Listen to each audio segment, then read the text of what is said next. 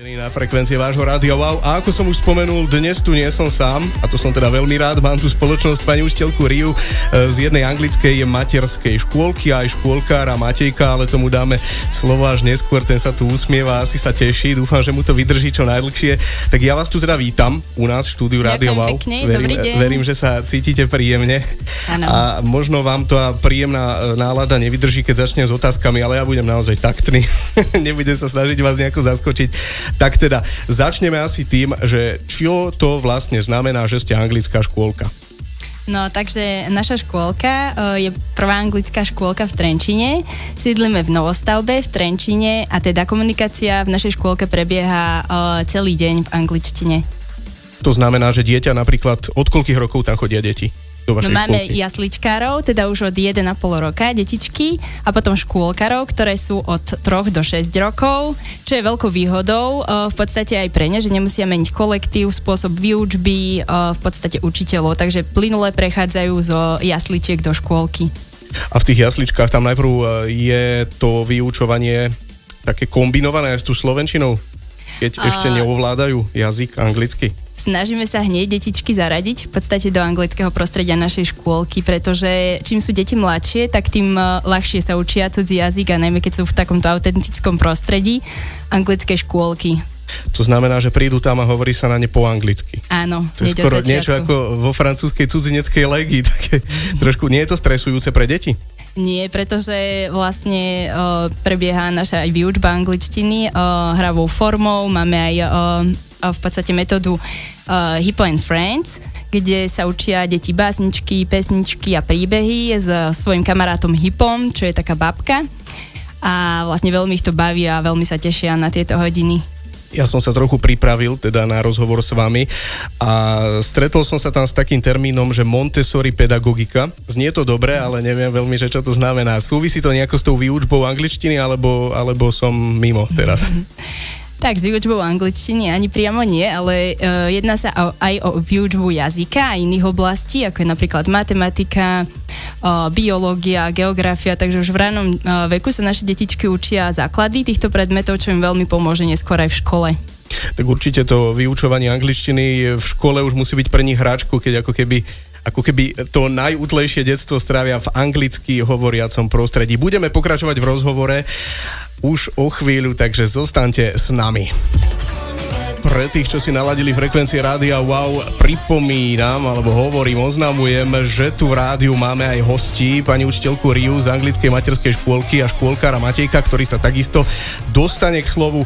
A tak nejak pozvolna pokračujeme v rozhovore. Tak aké to je vlastne učiť v anglickej škôlke? Tak učiť v našej anglickej škôlke je pre mňa veľká skúsenosť, teda môže využiť svoje vedomosti z angličtiny a komunikovať s detičkami celý deň v angličtine, čo nie je také bežné.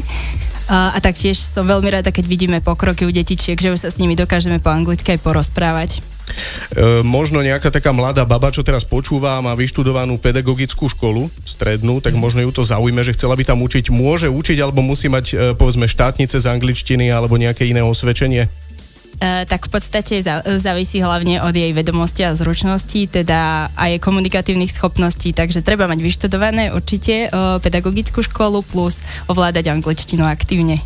Čiže netreba k tomu nejaký špeciálny certifikát alebo niečo také? Nie, stačí, ak teda ovláda na komunikatívnej úrovni s detičkami.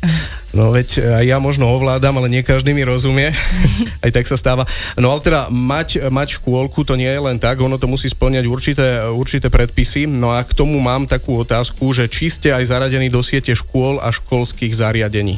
Áno, od 1. septembra 2015 sme zaradení do siete škôl Slovenskej republiky a teda plníme aj štandardy vyplývajúce zo štátneho vzdelávacieho programu ISC 0.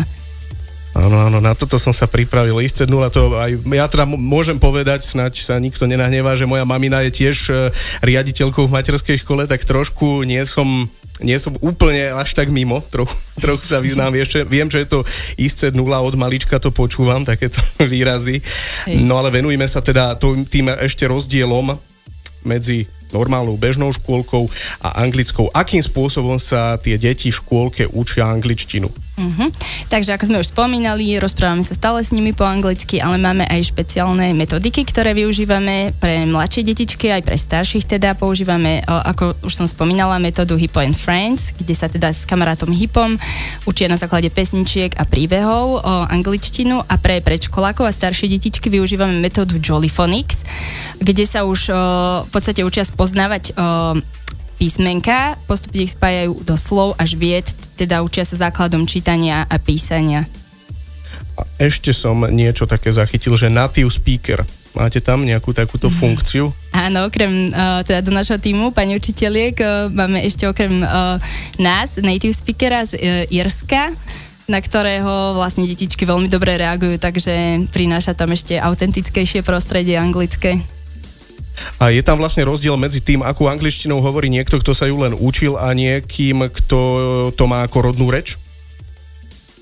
Tak určite aj je tam prínos v podstate odlišnej kultúry, takže prináša nám aj takýto, rozširuje obzory detičkám aj takouto formou, prostredníctvom nejakých sviatkov, Vianoc teraz, nacvičujeme program vianočný.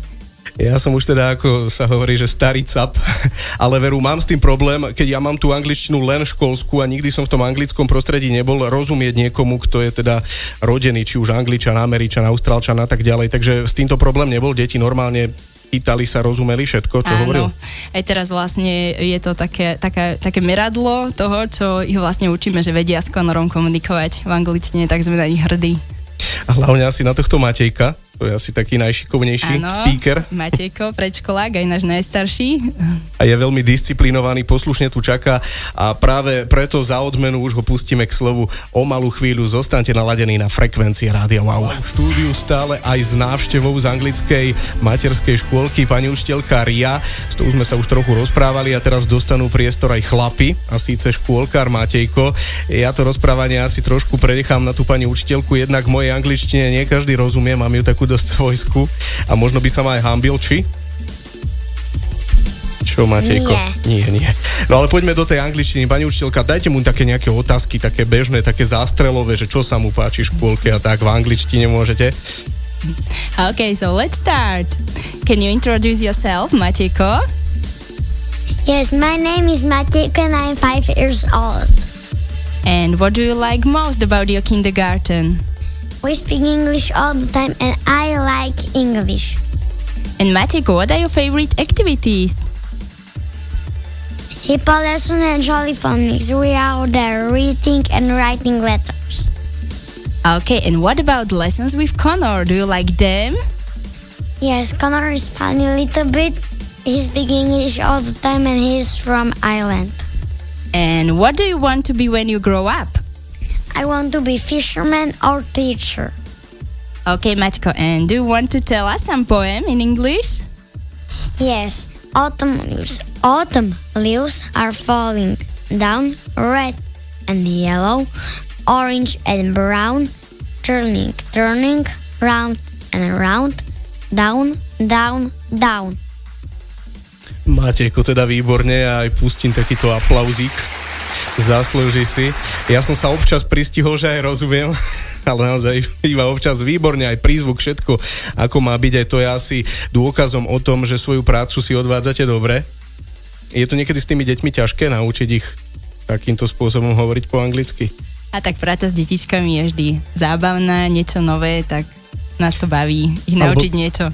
Tak to inak položím tú otázku, že či tie deti niekedy majú problém, asi doma sa rozprávajú zrejme po slovensky. A oni to už automaticky tak majú, že prídu do škôlky a vedia, že sa prepnú do toho anglického režimu? Áno, presne tak. A ešte máme inak aj štvrtinu detí z iných krajín, čiže oni rozprávajú po anglicky, tak aj to je výborná motivácia pre detičky hovoriť s nimi po anglicky len. Oni to možno ocenia až potom tak v dospelosti, že akú veľkú výhodu dostali do budúcna, že vedia angličtinu ako keby skoro dá sa povedať rodnú reč. Hej. Keď od detstva sa to učia. Tak Matejko bol za toho poslušného škôlkára, za toho, čo je múdry, šikovný, za to, že všetko sa naučí, a predstavte si, že ja som také protivné decko, čo nechce spať. Ako by ste ma upozornili v angličtine, že už som ticho a nech zaspím. No tak máme všelijaké metódy na naše detičky, na každého platí niečo iné, tak to by sme vás museli odsledovať. Teda čo na vás? Zatiaľ ma ešte nemáte až tak zmaknutého. Hej, no. Tak túto scénku teda vynecháme a o chvíľu budeme pokračovať v rozhovore. Zostaňte naladení na frekvencii. Počúvate frekvencie Rádia Wow dnes aj s hostkou, s pani učiteľkou Riou z anglickej materskej škôlky a je tu aj Matejko, ale tomu už dám pokoj. On už svoje odviedol, svoju peknú prácu. Tak ešte by sme to mohli tak nejako zhrnúť, že v čom sa odlišuje vaša anglická škôlka od tých bežných škôlok, aké sú prakticky v každej obci. Takže okrem toho, že detičky teda používajú angličtinu aj my s nimi denne, tak ešte ponúkame pre detičky aj pestrý program, majú pravidelne hodiny jogy, tanečnej, hudobnej, taktiež celoročne kurzy plávania a v zimnom období lyžovania a korčulovania. To sú také ako keby krúžky, dalo by sa povedať? Áno, hej, ktoré detičky veľmi bavia. Tešia sa na ne vždy. Dobre, toto bola pani učiteľka Ria z anglickej materskej škôlky v Trenčine. Veľmi pekne vám ďakujem za rozhovor aj za to, že ste si našli čas a prišli nám porozprávať. Ďakujem pekne. Tak snáď niekedy čo najbližšie. Dovidenia. Dovidenia.